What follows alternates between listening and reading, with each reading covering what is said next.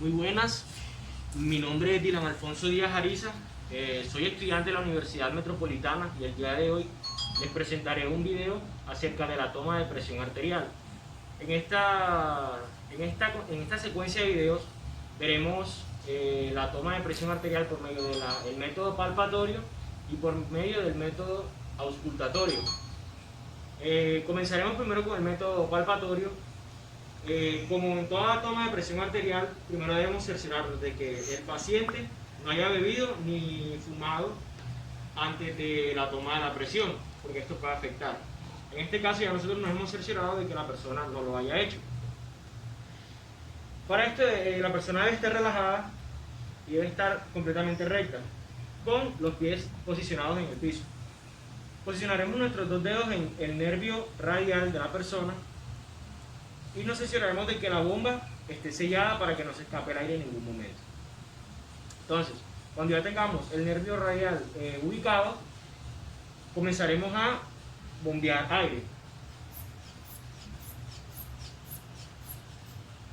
Cada 20 sentiremos como la presión y el nervio comienzan a palpitar. Entonces, cada 20 vuelve.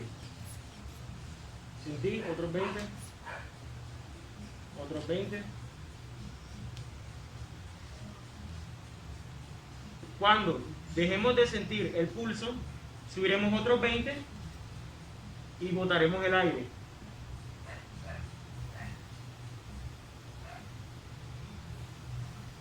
En este caso ha sido de 110. Bueno, la desventaja del método palpatorio es que solamente nos dará la presión sistólica de la persona. Siguiendo con lo que íbamos en el video pasado, pues ahora veremos el modo auscultatorio. En este modo escucharemos la presión arterial por medio del fonendo y por el manómetro, la bomba y el brazo. Este modo consta de utilizar el fonendo para escuchar la arteria braquial, que encontraremos en la parte del brazo, zona derecha, podemos ver que sobresalta. Entonces, en esta zona posicionaremos nuestro fonendo y procederemos a darle aire.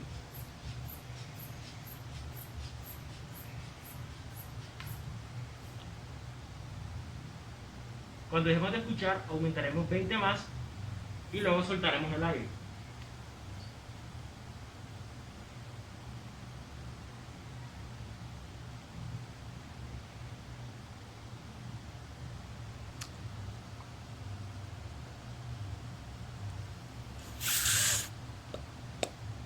En este caso, mi compañero presentó una presión sistólica, que fue la primera que escuchamos, de 110.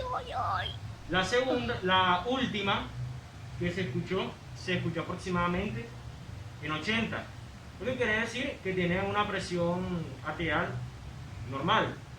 Entre los ritmos que se escucharon, pues se escucharon los sonidos de Korotkov, que no tienen mucha importancia y pues tienen sus debidos pasos para saber y reconocer cuáles son cada una de las presiones en los diferentes sonidos que podemos escuchar.